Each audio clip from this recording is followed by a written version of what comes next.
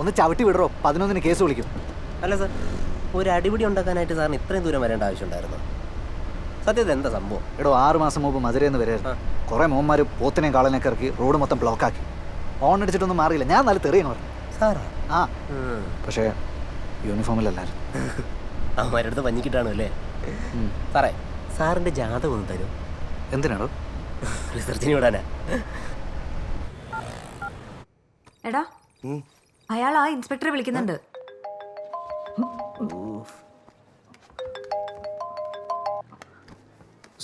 Sorry. Inspector call reject ചെയ്തു.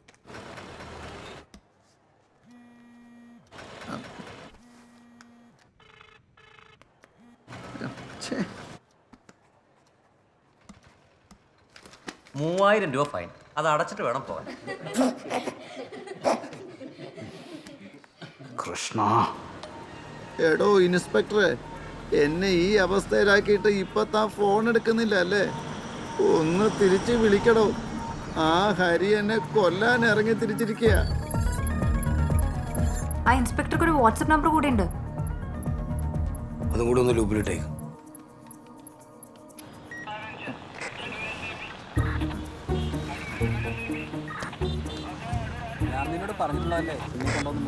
Inspector ദിനേശന്റെ ശ്രദ്ധയ്ക്ക്, താൻ ഏത് കോത്താഴത്ത് കിടന്ന് ഉറങ്ങുകയാണെങ്കിലും ഉടൻ വെണ്ടർ കൃഷ്ണനെ വിളിക്കടോ. അയാളുടെ ജീവൻ അപകടത്തിലാണ്. താനെന്തേ കാണിക്കുന്നത്? സോറി, ഏതൊരു ഭ്രാന്തനാ. തന്നെ തൂക്കിയെടുത്ത് അകത്തിട്ട് ഞാൻ. താൻ ട്രാഫിക് പോലീസ് അല്ലേടോ? ട്രാഫിക് പോലീസ് എന്നെ എന്ത് ചെയ്യാനാടോ? കൃഷ്ണൻ ലൊക്കേഷൻ മാറി. നീ രാവിലെ വിളിച്ചപ്പോ കച്ചേരിപ്പടിയായിരുന്നില്ലേ? ഇപ്പൊ മണപ്പാട്ടിപ്പറമ്പാ. മണപ്പാട്ടിപ്പറമ്പാ? അവരെ പൊക്കാൻ ഇതിലും നല്ലൊരു ചാൻസ് കിട്ടൂല. തമിഴ്നാടിനോരിക്കാരൊക്കെ റെസ്റ്റ് എടുക്കണ സ്ഥലമാണ്. അവൻ നാട് വിടും. ഇപ്പൊ അവനെ പിടിച്ചില്ലെങ്കിൽ പിന്നെ അവനെ കിട്ടൂല. ഹരി, നീ ഇപ്പൊ പുറത്തിറങ്ങുന്നത് ഭയങ്കര റിസ്കാ. പോലീസുകാരുടെ ഗ്രൂപ്പിലൊക്കെ നിന്റെ ഫോട്ടോ ഉണ്ടാവും.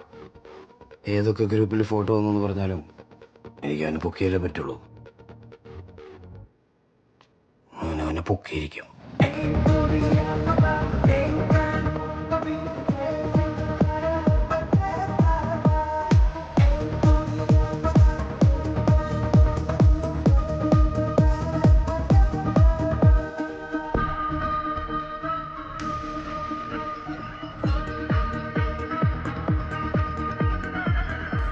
ഇത് മൂവ് ചെയ്യണു.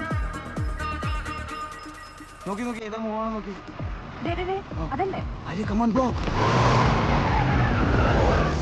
ചെല്ലേ, അവനിവിടെ എടുക്കാം. என்ன பிரச்சனை?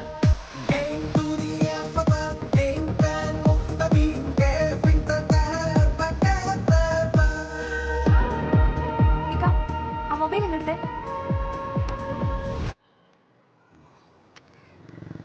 ഇയാളെന്തിനാ കോൾ ലിസ്റ്റ് വൈപ്പ് ഔട്ട് ചെയ്തിട്ട് ഫോൺ കളഞ്ഞ്? അയാൾ തമിഴ്നാട്ടിലോട്ട് മുങ്ങിയെന്ന് കരുതി നമ്മളെല്ലാവരും അങ്ങോട്ട് വെച്ച് പിടിച്ചേനെ. പണ്ട് സി ഡി പിടിക്കാൻ കോയമ്പത്തൂർ പോയ പോലീസ്.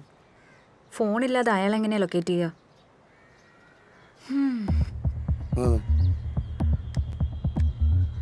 അമൃത, വണ്ടി കയറി.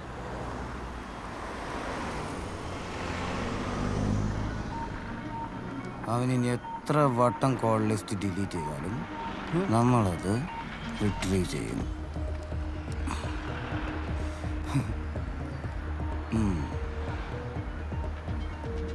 കണ്ട, അപ്പൊ അതിലുണ്ടായിരുന്നല്ല ഇതിൽ കിട്ടും. കൊള്ളാട്ടാ. അതേസമയം നമുക്ക് ഇവിടെയും കിട്ടും. എന്തായി, കിട്ടിയോ? യെസ്, ഫോൺ വാങ്ങിയ അന്ന് മുതലുള്ള കോൾ ലിസ്റ്റ് കിട്ടി. ലാസ്റ്റ് നമ്പർ പേരില്ല.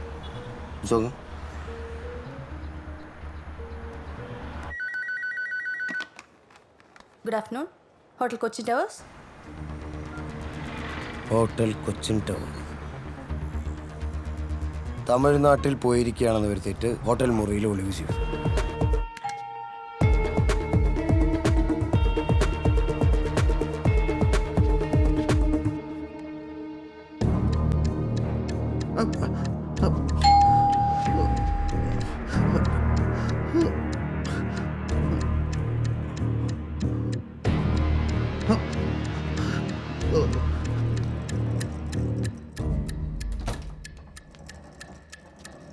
ചേച്ചി, എന്താ സ്പെയർ കീ ഉണ്ടോ? എന്തിനാ? ഞങ്ങളുടെ കാർഡും മിസ്സായി പോയി. ഇതൊന്ന് ഓപ്പൺ ചെയ്ത് തന്നാ അത്. നോക്കട്ടെ. മാസ്റ്റർക്ക് താങ്ക് യു.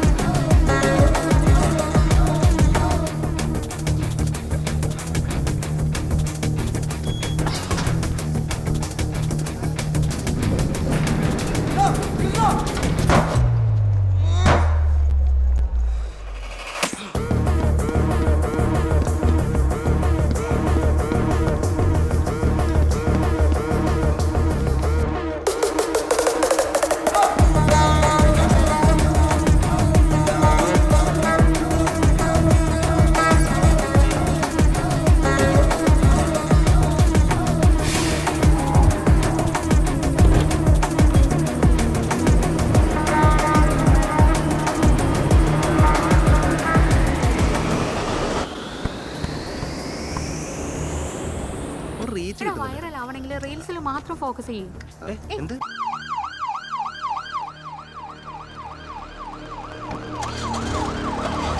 വണ്ടി എടുക്കണോ?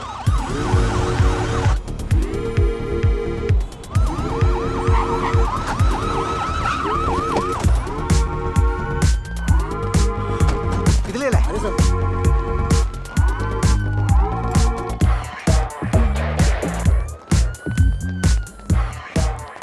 റീന ടീം നേരെ ട്രെയിനകത്തേക്ക് കയറി ചെക്ക്. Yes, sir. സജാദേ വാ.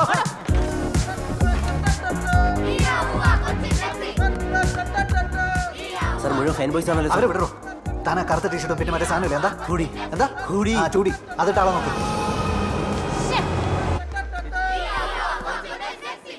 പുറകിലുള്ളത് ബ്ലാക്ക് ടീഷർട്ടാണ്. ചൂടില്ലല്ലോ സാർ.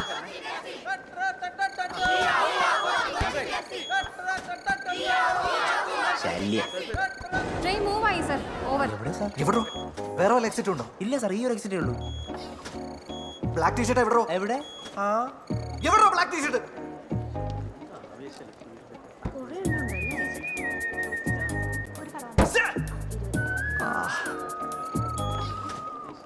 പുറത്തു പോയി നോക്കാം സാർ. സർ, അഡിഡാസിന്റെ ബ്ലാക്ക് ടീഷർട്ട് ഇട്ട ഒരാളെ മെട്രോയുടെ ബാത്റൂമിൽ നിന്ന് പിടിച്ചിട്ടുണ്ട്. Okay, copy. സാറേ വീഡിയോ വിളിക്കട്ടെ? തല ഇപ്പൊ പറയണ്ട, ഒന്ന് ഒരുങ്ങി എന്നോളം പറ. ഇറങ്ങടോ.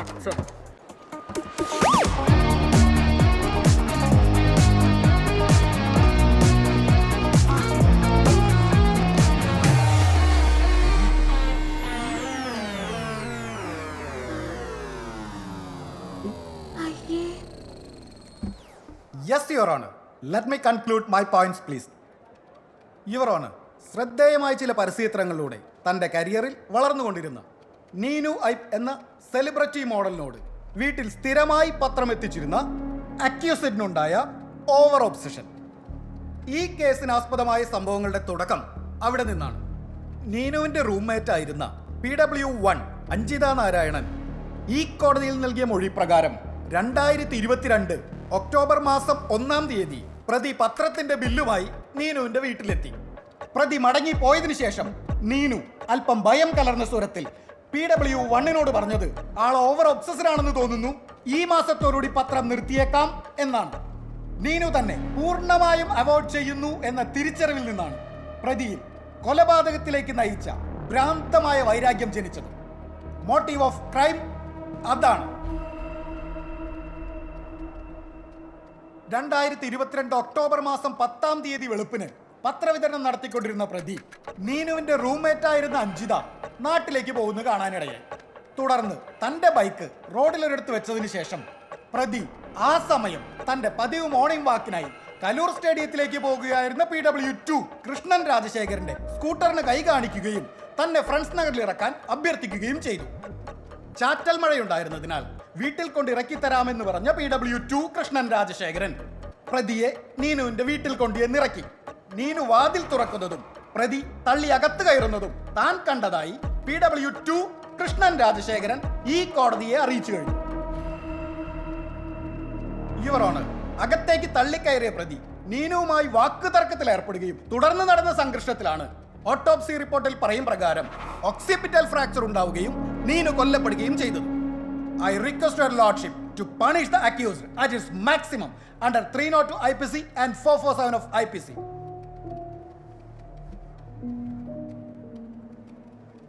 Mr. Hari.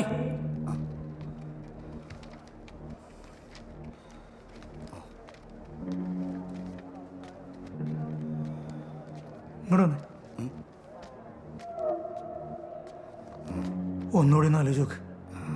നല്ല വക്കീലിനെ തരാം. ഫീസിൻ്റെ ആയിരുന്നു ബോധറിയണ്ട. അതുകൊണ്ടല്ല സാറേ, ആരെയും വിശ്വസിക്കാൻ പറ്റാത്തൊരവസ്ഥയില്ല ഞാൻ. എന്നെ സാറായിട്ട് എനിക്ക് പ്രശ്നമൊന്നുമില്ലല്ലോ. സാറേ, ഈ പോലീസ് ഉണ്ടാക്കിയ 2 സാക്ഷികൾ പറഞ്ഞ നുണയാണെന്ന് തെളിയിച്ചു കഴിഞ്ഞാൽ എന്നെ പുറത്തു വിടും. സംശയം എന്താ? ഉറപ്പാണോ? അത്ര എളുപ്പമല്ല. എനിക്ക് പറ്റും സാറേ. ഉറപ്പാ? എന്നാ ക്രോസ് തുടങ്ങാം. അഞ്ജിത, ഒക്ടോബർ 1-ാം തീയതി ഞാൻ വീട്ടിൽ വന്ന് നീനുവിനോട് സംസാരിച്ചു എന്ന് പറഞ്ഞല്ലോ. ആ സമയം ഏതാ? ഒരു 7 മണിക്ക്. ഉറപ്പാണോ? അതെ. Thank you. ബഹുമാനപ്പെട്ട കോടതി, ഇതെൻ്റെ ഗൂഗിൾ പേ സ്റ്റേറ്റ്മെൻ്റ് ആണ്. ഒക്ടോബർ 1-ാം തീയതി രാവിലെ 7:25 നീനു എനിക്ക് ട്രാൻസ്ഫർ ചെയ്ത എമൗണ്ട് ഞാൻ അതിൽ ഹൈലൈറ്റ് ചെയ്തിട്ടുണ്ട്. ബഹുമാനപ്പെട്ട കോടതി, നീനു പത്രത്തിൻ്റെ ബില്ലടച്ചിരുന്നത് മാസം തോറുമല്ല, 6 മാസത്തേക്ക് ഒരുമിച്ചാണ്. ഒക്ടോബർ മുതൽ മാർച്ച് വരെയുള്ള ഹിന്ദു പത്രത്തിൻ്റെ സബ്സ്ക്രിപ്ഷൻ എമൗണ്ടായ 1410 രൂപയാണ് ആ കുട്ടി അന്ന് എനിക്ക് ട്രാൻസ്ഫർ ചെയ്തു തന്നത്. ഓവർ ഒബ്സസ്ഡ് ആയിട്ട് പത്രം നിർത്താൻ പോകുന്ന നീനു എന്തായാലും 6 മാസത്തെ എമൗണ്ട് മുൻകൂറായിട്ട് എനിക്ക് തരില്ലല്ലോ. ഇതിൽ നിന്ന് തന്നെ നീനുവിന് എൻ്റെ സ്വഭാവത്തെക്കുറിച്ച് മോശഭിപ്രായമാണെന്ന 1-ാം സാക്ഷിയുടെ മൊഴി കളവാണെന്ന് തെളിഞ്ഞല്ലേ സാറേ?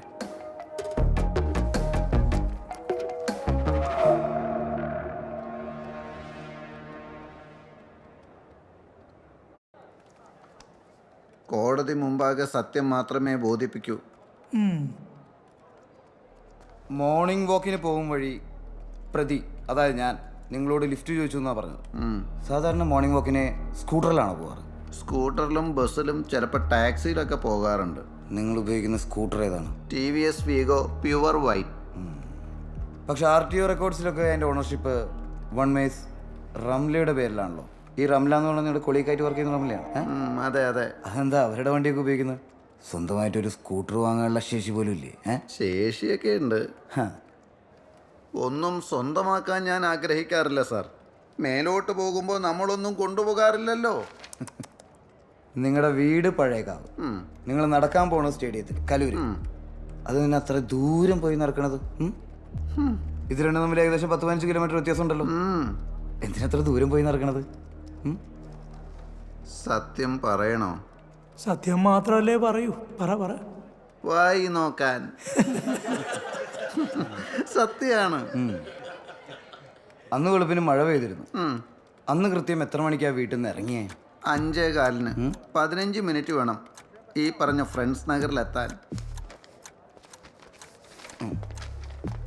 നിങ്ങളുടെ നമ്പർ 8547570420 ആണോ? അതെ. വേറെ ഏതെങ്കിലും നമ്പർ ഉണ്ടോ? ഇല്ലല്ലോ.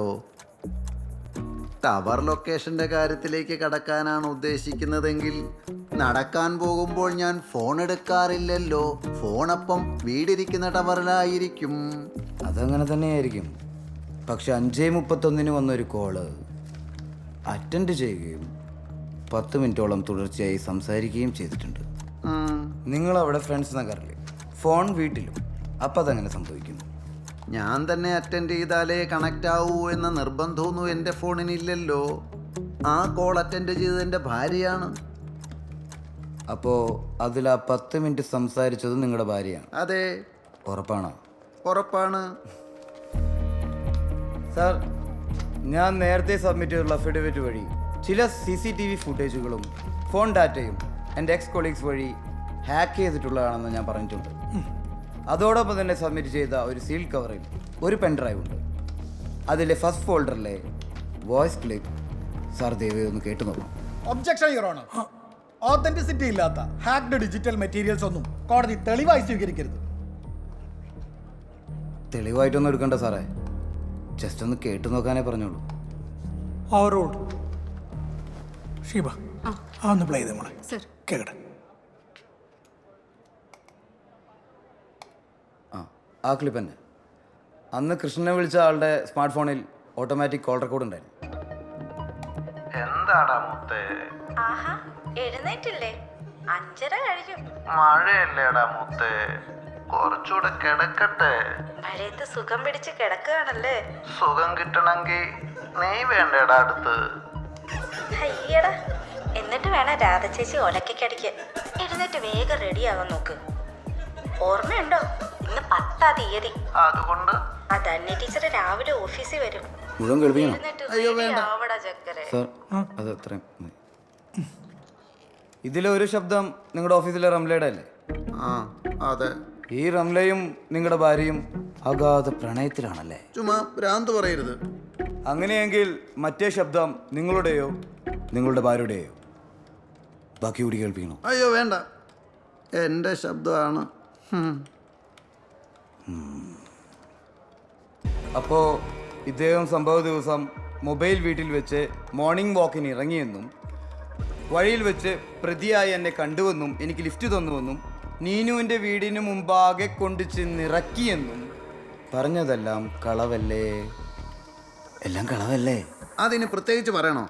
അതെ. താൻ കൊള്ളാലോടു. 2 സാക്ഷിമൊഴികളും പൊളിഞ്ഞു. പ്രോസിക്യൂട്ടറെ, എന്താ എൻ്റെ അടുത്ത പ്ലാൻ?